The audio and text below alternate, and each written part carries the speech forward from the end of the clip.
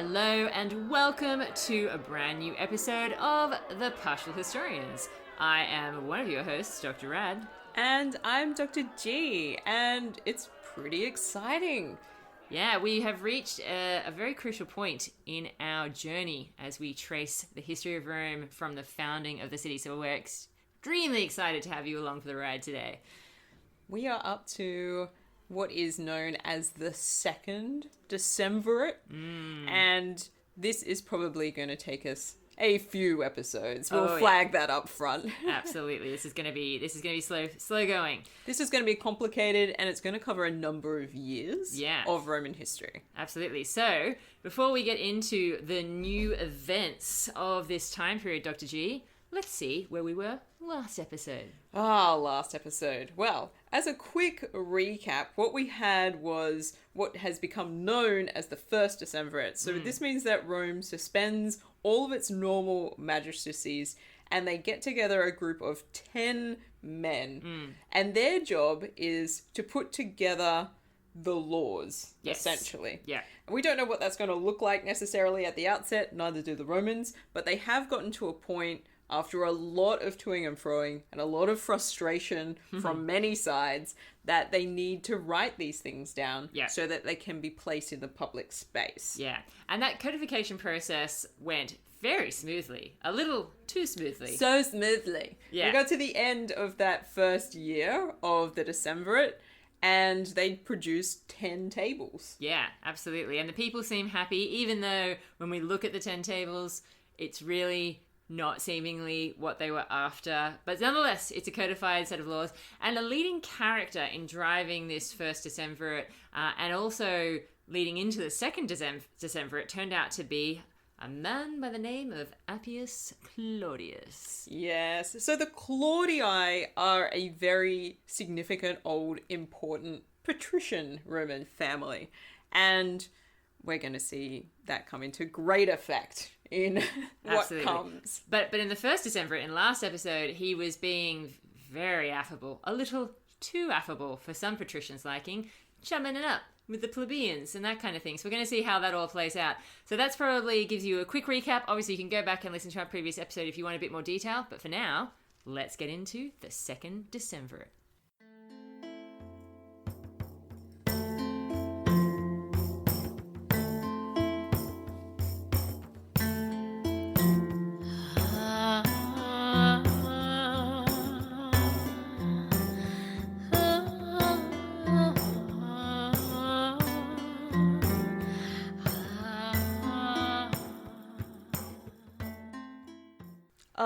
The Second Decemvirate. Yeah, so who what have we got? What a time to be alive. Yeah, who have we got in this Second Decemvirate? Because it's not the same. It's not just like a straight re-election process where the guys that were in charge of the 10 tables in the First Decemvirate just automatically get rolled over. Yeah, this is like a sequel where some of your favourite actors don't reappear. Yeah. But they've been seamlessly replaced by other people. Yeah. And you're like, all right.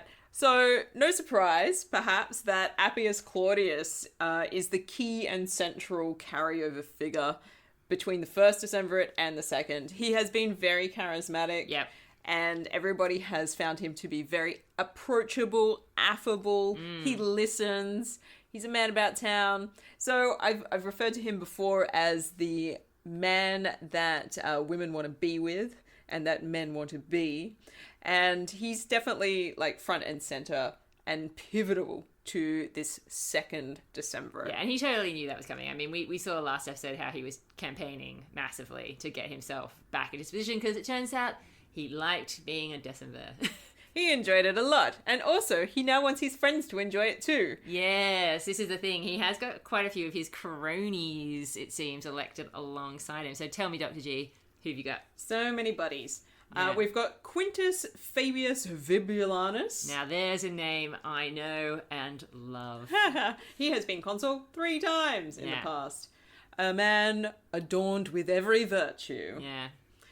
And then we have some others chosen among those favoured by Appius. Marcus Cornelius, Magellaensis. Ugh, I hate that name. Wait for it. More Roman mouthfuls to come. Yeah. Marcus Sergius Esquilinus. Lucius Minucius Esquilinus Augerinus. Ooh, I know, I recognize that Minucius part. Yes, I think Dionysius and Livy disagree on some of the names. Yeah. There do seem to be a lot of question marks. Yeah. Just you wait. Those question marks will increase as the episode continues. Titus Antonius Merenda. Manius Rabilianus. Rabuleus? Rabuleus. Yeah. That actually kind of sounds a bit like my name. A Roman version of my name. Indeed. Maybe I should try to call you that from now on, but it's going to take me a lot longer to say your name. Dr. Rad rolls off the tongue a little bit more easily.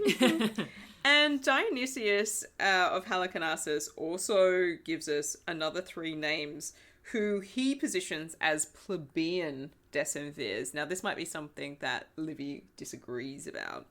No, I think there is a bit of a blend happening here, and certainly these names that we get for some of these decemvirs in the second time, they definitely seem plebeian. They don't ring bells like a lot of the other names that we're used to seeing. So we get Quintus Potellius, Lysolus. Yeah, that's an unfamiliar name. Possibly a plebeian. Yeah.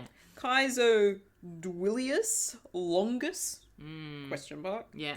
And Spurius Oppius Cornician. Yeah, which is really weird. That's out there even for Romans. It doesn't end with an us. Everybody's confused. Yeah, so this is pretty crazy to potentially have a mixture of patricians and plebeians in this extremely powerful position as decemvirs for this year. And it does seem to say something about the conflict of the orders, but what? I don't know. We just don't know. Yeah.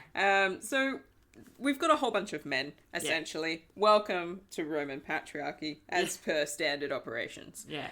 What is not standard is what happens next. Yeah, so we've mentioned a number of times now how just delightful Appius Claudius was when he was Decemvir the first time around. Even leading up to that First Decemvirate, he was just charming, which is very unusual for someone from the Claudii family, and especially because we're not even entirely sure which Appius Claudius we're dealing with exactly. It seems potentially out of character. A nice one. Oh, that's unusual. Yeah. So Livy kicks off the Second Decemvirate by getting Appius to take off the mask. So all of a sudden, he drops the pretense. He has been scheming for tyranny from the beginning. That's so typical. So Claudian. So this means that we've shifted from 451 BCE into 450 BCE. So the Decemvirate, this Second Decemvirate, again, is only supposed to last for a year. Yeah. So we'll see how that goes. I've written in my notes, hello, it's tyranny time. Absolutely, yeah. 450, we're kicking it off with a bang. Yeah. What does Livy have to tell us about this year? Well, so essentially, you know that Appius is going for tyranny because he starts to do things like meeting with some of his cronies in secret. How dare they? That's not how governance should work. Every day. What could they possibly have to talk about? Tyranny, that's what. Yeah. So basically, they start plotting, maybe even a little bit before, they're truly in the Second Decemvirate, but he starts working on some of these cronies very early and talking them around to his way of thinking, which is, let's take over the world. The world is not enough. Yes. So they now start behaving like very arrogant, haughty, typical patricians. And they're very moody, apparently. They're like moody teenagers until they get their way and get into their offices and that sort of thing. Is this fairly similar to what Dionysius talks about? Yeah, so Dionysius talks about the way in which they get together. Yeah. I mean, first of all, I'll flag that it's a bit weird that if we've got plebeians in this group of decemvirs, that they've just gone hardcore into tyranny mode along with the patricians. But having said that, we don't really know what distinguishes the plebeians really from the patricians in some respects, or if indeed this division is legitimate. So well, we'll just leave that. Yeah, in terms of wealth and stuff, we've talked about that. Yeah, they might be rich. Yeah. part of the problem seems to be that they get together very early on, yes, in secret, and they agree that they're going to hold this magistracy for life.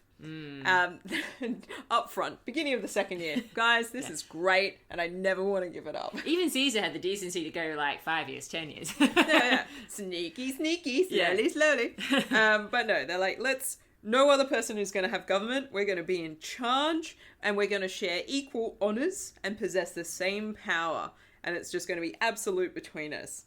And this means that everybody's got the authority to do everything. Yeah. And nobody's more powerful than the other. It's just us 10. And that's really symbolized in Livy's account by the fact that you talked about last time about how the decemvirs had rotated the fasces between them. And they just kept the same amount that would have normally been allotted to a consul and just shared it around. And the two guys that had it, great. That, you know, they had the rods, the axes, fantastic. And the rest were just like as normal in the way that they presented themselves. Not anymore. Everybody's got their own fasces now. Times have changed. Yeah. Even worse, I don't know about what Livy says about this, but Dionysius tells us that not only does each decemvir have 12 lictors, but they've also put the axes into the rods. Yes, he does and mention that. They're wandering around in the city now. This is very bad news. Yeah. Everybody in Rome is, frankly, terrified by this turn of events. Absolutely. I hope those lictors are being paid well. Yeah, because the axes obviously symbolize the really nasty, threatening power that these guys have over everyone. Not just the plebs either. This is a threat to everyone. It's a real problem for the city, because the idea is that you don't attach the axe to the bundle of rods, which is the fasces, unless you're outside the city and unless there's a legitimate war to be waged. Yeah. So absolutely. all of a sudden, we've crossed a whole bunch of thresholds. And this is like their, from the outset, second year of the Decemvirate. Yeah. New year, new look. Everyone's like, stop that. It's quite severe, I'm not going to lie. I've changed my style slightly. And they're like, you're going to kill me. Yeah, and everyone seems to be terrified in Livy's account, including the Senate. Everybody quite clearly gets the message. Oh, liberty's under threat. Yeah. I sense an issue here. Yeah. You guys weren't kidding about that whole right of appeal being taken away. Not at all. No. We let it slide for the first year. But now it's the big guns. Yeah, and this is such a change, such a switch from the First Decemvirate, where it was all sunshine, lollipops, and rainbows everywhere.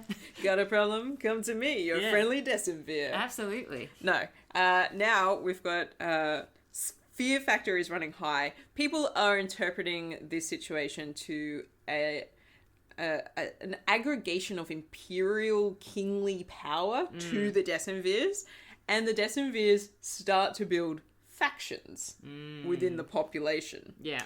Which is bound to happen because people are scared, and if you have 12 lictors stand over you with the axes in their rods and they're like, you joining us or what? Yeah. You'd be like, sure. Yes, yeah, I love this. You have my vote, sir. This system is great. Yeah. And then, you've peed your pants.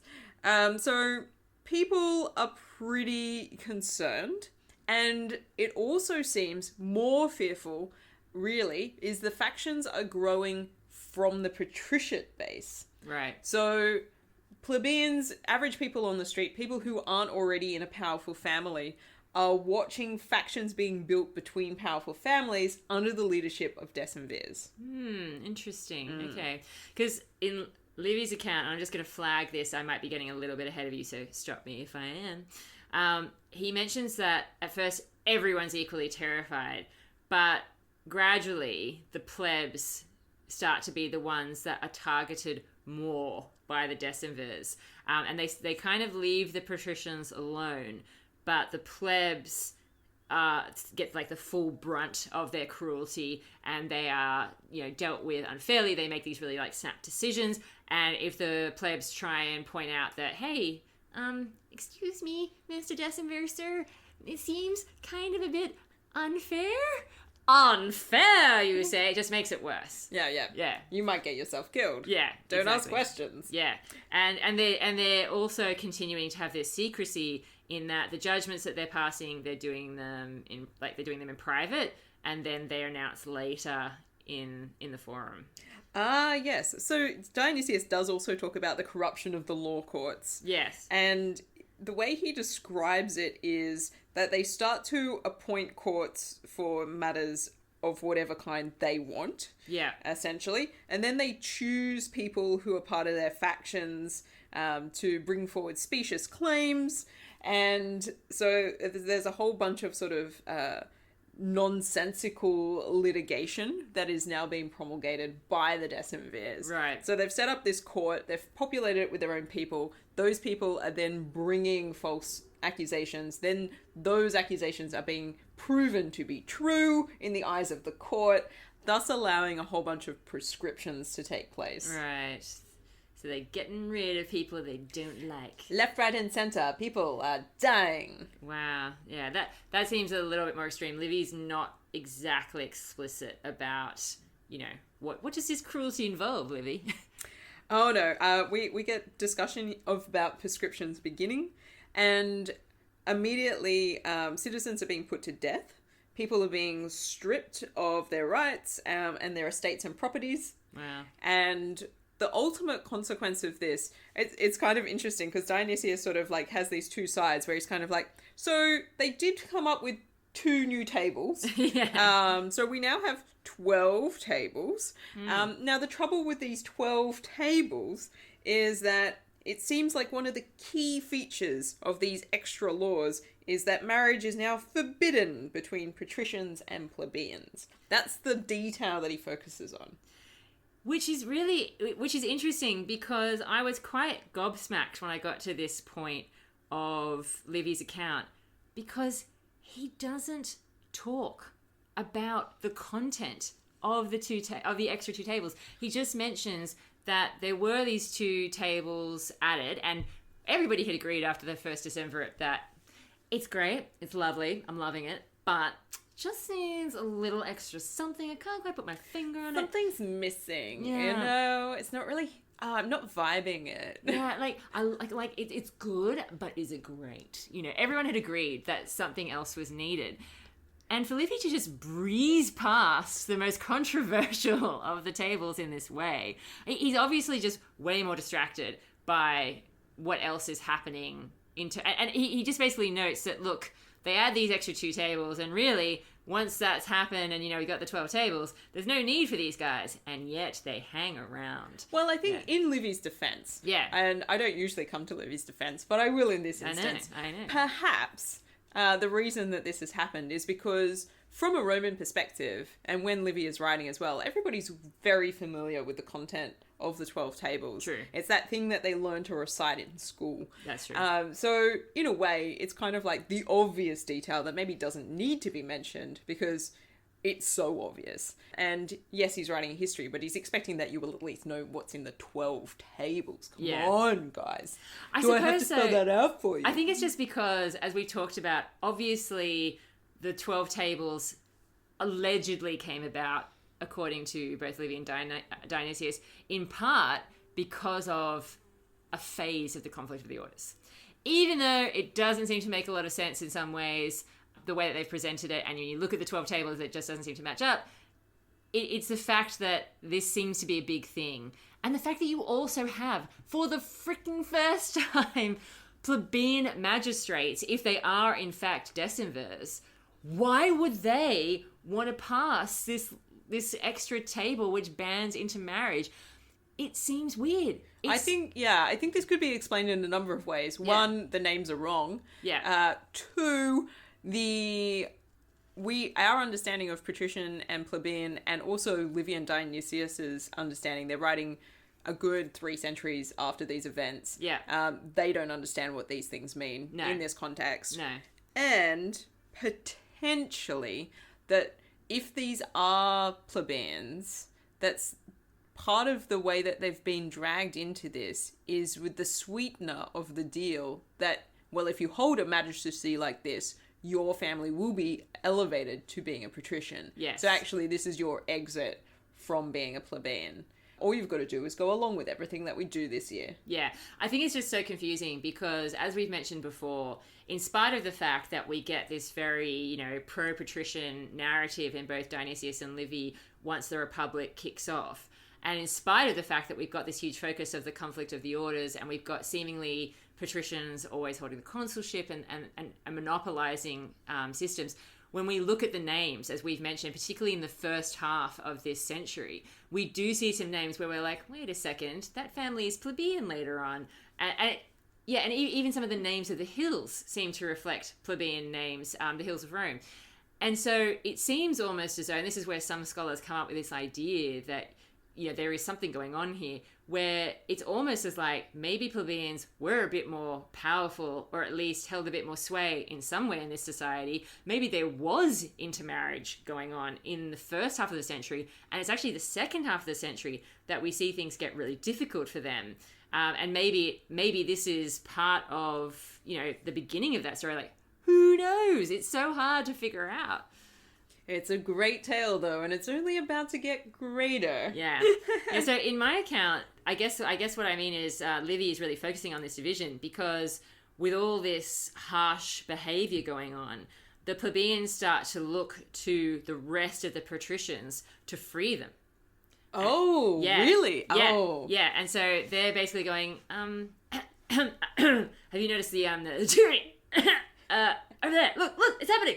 And so they're looking to the patricians to do something. And the patricians are the patricians, Dr. G. They're in such an awkward situation because now they're in a situation where they hate the plebeians, but they also hate the decemvirs. I mean... Yeah, talk about being between a rock and a hard place. Yeah. Do you ever want to be in this highly privileged position? And so the patricians absolutely do not approve of what the decemvirs are getting up to. But they're also looking very smugly in the plebeians' direction and being like, you see what happens when you stir up the kind of crap that you guys have been stirring up. This is what happens when you do nothing but complain and whinge and bitch. And they're actually hoping that this whole experience will be a learning experience for the plebeians. Yeah, they're hoping that the plebeians will come out of this. How, obviously, is the big question. They're hoping that this whole episode will mean that plebeians are practically begging them to have consuls again. Please, put me back in my box. Yeah. That's where I want to be. Yeah, absolutely, yeah. Yes, this is what the patricians would call a teachable moment. Absolutely. They are completely, loving it, lapping it up in some ways, even though they're like decemvirs and douchebags, but... I think it is also fascinating that the patricians, at least according to Dionysius's account, this is when they up sticks and they're like, you know what? It's time to get to my country estate. I need to leave this town because things are getting a little bit hot and I don't want to be around to see what unfolds. No, it's funny you say that because that actually happens later in my account. For once, you're ahead of me. Ooh. Yeah, that's happening because what happens in my account is that after the additional tables have been added, the plebeians are obviously stressing about, okay, so don't need you guys anymore now that the table is completed. How are we ever going to get the tribunician power back? And what's going to happen next? Because, the decemvirs are obviously just saying nothing because their plan is to just hold on to power for, as long as possible. And at first, the decemvirs, or at least some of the decemvirs like Appius, had been, buddying up to the tribunes and being quite nice. Now that's not really happening. Now instead, they're turning to one of our favorite groups, Dr. G. Hold on to your headscarf because guess what?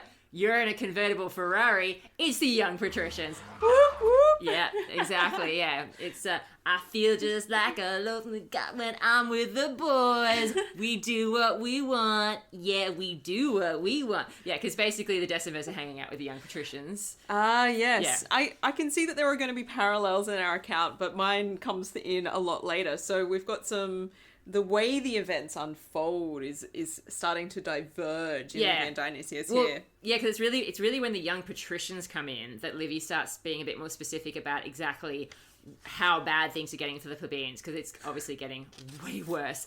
They're completely bullying the plebeians. They're beating them up. They're killing them using the fasces. They're taking their property. It's being, handed to the people that, kill them. It's crazy. It's crazy. It sounds like chaos. Yeah. And one of the things that Dionysius flags is that part of the reasons why the patricians leave when they do, which is around the time that the 12 tables, these 2 extra tables that now make the 10 tables, the 12 tables, comes out. They leave because they're kind of wanting to just bunker down while the elections take place. You know, the Decemvirate should come to a natural close because the agreement is it's only for 1 year. Obviously, the violence is accelerating. They're like, well, we'll just see out until we get some proper magistrates in here. We'll come back next year. These must be people who do not have the year of any of the decemvirs. Absolutely. And obviously, nobody knows their secret plan, except the other decemvirs, and historians writing long after the fact. But the decemvirs, obviously, the dates come and go, elections aren't organised, and they're just hanging around with a lot of axes in the street. That's the point where everything starts to take a really dark turn, as if the violence that we've seen already wasn't enough. Well, see, I've got another layer to add for you, Dr. G. Ooh. Yeah, you just wait. Okay, so chaos, death in the streets. Okay, pretty bad. Now, of course, only one thing could make this even worse. Oh, no. Internal conflict can only be made worse by the addition of external conflict. So Rome's neighbours are not happy with the way the decemvirs are conducting themselves either. However, they do recognise an opportunity when they see one. They can see that the Romans are in crisis because, having people that try and hold on to power like this is not a good thing. It's not a good sign. Okay? So the Sabines decide that they're going to invade Roman territory and just wreak havoc, cause lots of destruction, and just hope that the Romans are like, we're dealing with our own issues right now. So there's a lot of fear. You've got rural people that obviously live around the city coming into Rome for protection, and the decemvirs are like, well, we know we need to do something about this, but I don't know exactly what, because everybody hates us. The patricians hate us, and the plebeians hate us. And then on top of that, the Acrians decide that this is the time that they're going to attack Tusculum. And this is when the decemvirs say, okay, right, things are getting well out of hand. Guys, we need to do something. We may be 10 awesome men, but we are still just 10 men.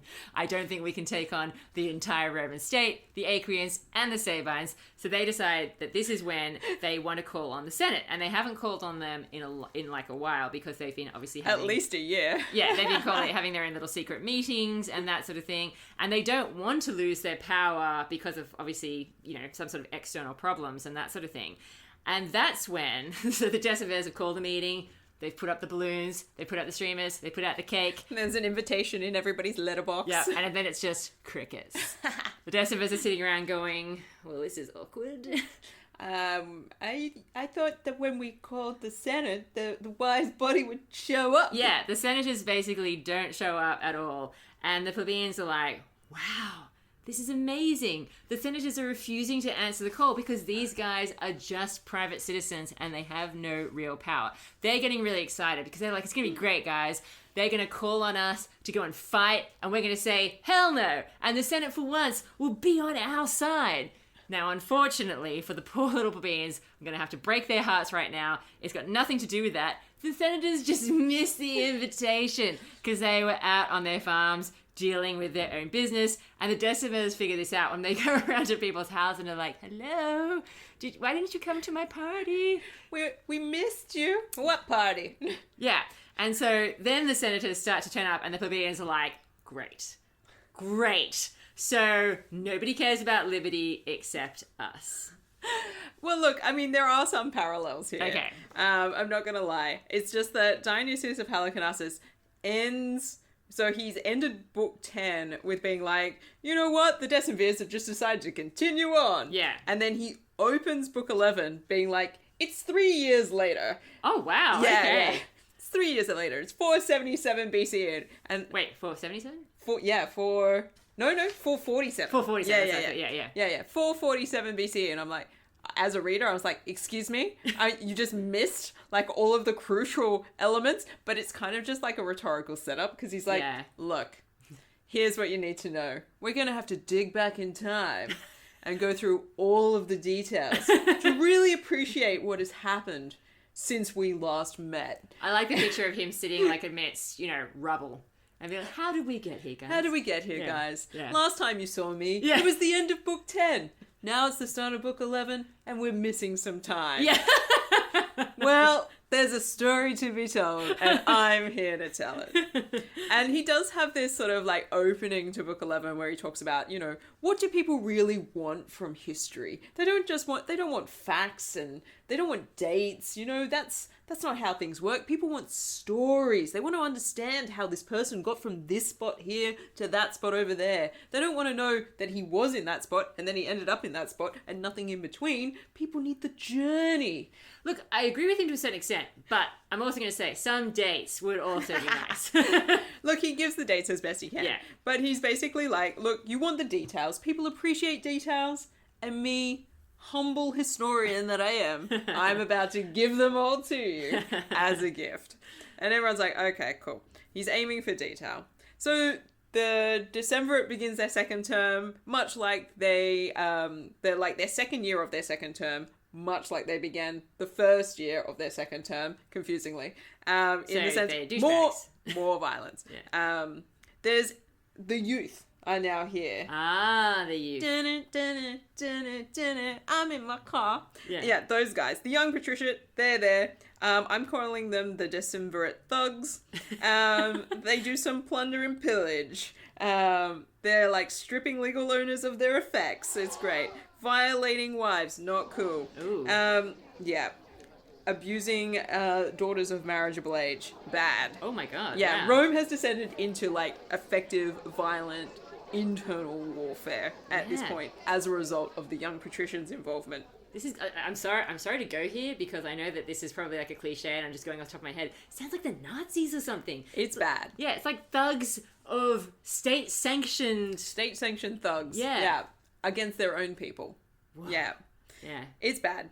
So and part of it has accelerated because some of the patricians have left already. So some families have gotten out. Yeah. So there's less people there to sort of counteract it and be like, excuse me, that's terrible. You can't behave like that. Somebody needs to stop you. Yeah. But the result of that kind of violence unfolding in the city means that even more people leave. Well, I think this is one of the interesting things about a sort of class warfare state, which is what we seem to be in the midst of, is that obviously it's the people that have the means to leave, that have the option to leave, that have gorgeous country estates or somewhere to go to. Yeah. Any kind of country home or, home elsewhere. They're the people that are going to be able to leave this all behind and protect their families. Everyone else is stuck because they've got nothing else to do. And this is where everything they've invested is. Yeah, and this is the real issue, is that some people can't leave and they face greater violence as a result of it. And as you say in Livy, this is the moment where Rome's enemies, external enemies, raise their heads above their brick walls and be like, oh, hello. Yes. A prime opportunity. Absolutely. I see chaos over there. The Sabines get involved. They set up camp at a place called Erectum, which is east of Rome and at the junction of two major roads. The Aequians set up camp in Algidum, which we've been to before, historically. And I think that is, I think from recollection, that is like Tusculan. Yeah, that's in the southeast, in that Tusculum area. And Tusculans being, of course, famous allies of Rome. Famous. Yeah. They love the Romans. Yeah. Oh, buddy. Oh no, you're fighting. Don't fight. With yourself? Oh no. Yeah, no, this is not good. Yeah, not good at all. And this puts the Decemvirate in a situation that they haven't found themselves in before, which is they now have to deal with an external threat. And it's fascinating to me how Dionysius approaches this, because he talks about the conversations that they're having, like, should we have a levy? How would we have a levy? Who would ratify the war? It's got to be a legal war. We might need the Senate for that. So they haven't lost complete hold of the traditional elements that underpin Roman society, despite the fact that they seem to be tearing it apart from within. They seem to be quite concerned that it be a legal war, which means that they need to have some sort of sanction from the Senate. Yeah. And they would have to have the feriales involved, none of whom seem to be around. And they decide that ultimately, as you say in Livy, that they need the Senate. And the Senate's going to be pivotal to be able to get a war off the ground. They need that kind of sanction. Yeah. So they're like, that's the decision that they come to. And they're like, we can't answer these questions ourselves. We need the Senate involved. Nobody shows up. All of those beautiful invitations. Such a waste. Such a waste. I bought the best paper. I know. So they went up to everybody they could find in the forum. They're like, we're having this Senate meeting. You should come along. People didn't show up. They went to people's houses. And they're like, there's a Senate meeting coming. Like the lictors would knock on the doors, let them know that it's happening. Nobody would show up. Yeah. And eventually people did come. But it took summoning people from the country back in, which is a much longer process. You've got to send out messengers. Absolutely. And eventually a Senate does assemble. Well, you see, in my account, once the Senate finally turned up, even though the plebs are like, oh, great, you're here, which means that I guess you're going along with this whole system. Fantastic. My life just got even worse. The Senate aren't turning up with smiles on their faces. They have not brought housewarming presents. They are not interested in what the decemvirs have to offer. They're quite defiant, particularly one guy called Lucius Valerius Titus. Yeah. He's very defiant towards Appius Claudius, and in Livy's account, he demands that he be heard about what is going on in the Roman state. And the decemvirs are trying desperately to prevent this from happening.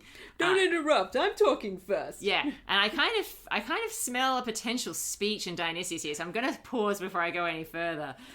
Well, I think this might be the cliffhanger to leave it on, actually. Okay. Because, Dionysius does have a speech. In fact, he has many speeches. Right. And this whole senatorial scene, I think, deserves that sort of space. So I'm going to leave it at that moment where we so Lucius Valerius Titus, he comes from a distinguished background. Mm-hmm. I'll set him up at least. His father was the Valerius who was part of the Capitol siege. Yes. When Hedonius occupied it. Yep. And so he comes from a distinguished military line. Yeah, I was just going to say I totally recognize that name. Yeah. And so there's going to be some things to be said between the Senate and the decemvirs. Oh, absolutely. And in fact, just to put it on a little bit more of a cliffhanger, in my account, when the decemvirs try to stop him from speaking, he's like, fine, I'm going to go to the plebs. Yeah, there you go. That's the cliffhanger. I feel like I also just have to flag, just in terms of a bit of analysis about what's going on here, because we've just really skated by those tables that were added. This is the whole supposed purpose for this whole organization. It is such an interesting thing that this is how the Romans choose to tell their story of the codification of their law code, which, as we've flagged many times, big moment for any civilization. It's not that they haven't had laws before. Of course, we've talked about laws happening ever since the kings came in. There, of course, have been laws before, but codifying them like this is a big deal. Having a legal code is huge, and it's just they do not have a champion. No. and these aren't people to admire. Not at all. These are horrible people. And when you compare it to people like the kings, like Romulus and Servius Tullius and those sorts of people, Numa, these were kings that had mythical connections. They may have even had connections to divinity. And yet you've got these characters of the decemvirs just being absolutely mafia-like thugs. It's so bizarre. It's like we talked about way back at the beginning when we talked about how the Romulus and Remus story happens, and you've got this fratricide at the heart of the foundation of Rome. It is stunning that the Romans choose to tell these stories about pivotal moments in their history. Yeah, and violence is always front and center, it seems, in terms of pivotal moments in the Roman experience. And it's something that is compelling, but you do not want to be bound up in. This is not the way that anybody, I think, wants to do governance. No. All right, Dr. G. So on that note, I think it is time for the partial pick.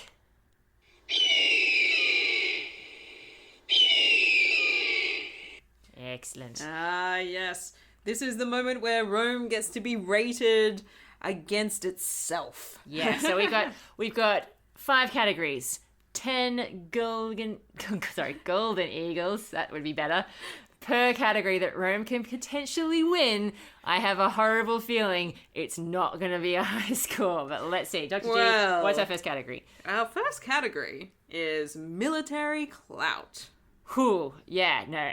They are being attacked, and their allies are being attacked. That is true. I think. Well, yes, it's not military clout. We're seeing a lot of violence, but it's not military. No, it's not military. That's a big 0. That's a 0. All right, diplomacy. Abjectly terrible. Can we give them a minus score? Guys, you're taking a step backwards. I think that's a 0 as well. Yeah. Expansion. No. They're going to be lucky if they hold on to territory they have. More 0s. All right. Yeah. Virtus? Nope. No sign of that anywhere. Nope. Thanks, decemvirs. And citizen score. Oh my god. I think this might be a new low. Rome, what have you done? Okay, here we go. Here's the benchmark, guys. Get ready for it. The year of the Second Decemvirate is the first year that Rome has ever earned 0 out of 50 golden eagles as its score. Rome. I'm disappointed in you. You showed so much potential. I should have probably seen this coming, but actually I hadn't thought about it until we talked about it, and now it's so too late. Clear. It's too late. All right, well, what a cliffhanger to end on, because of course the Second Decemvirate isn't over. Not if they have anything to say about it. No. Well, there's more of this to come. Potentially another historic low score on the horizon. We shall see. We shall see. So it's lovely to have you with us as always, guys. Stay tuned for the next episode.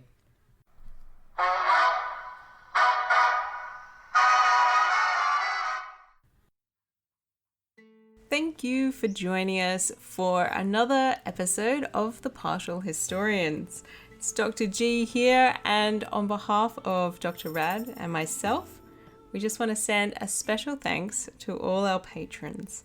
Old, young, those in between, of all genders and persuasions, thank you. Our patrons are a delightful bunch of good eggs, we have to say, and we really appreciate all of your support. You're also welcome if you're listening in and you're thinking about supporting us. You might join this excellent crew of folk and enjoy early release of our special episodes as well. Cheers, and we'll catch you next time.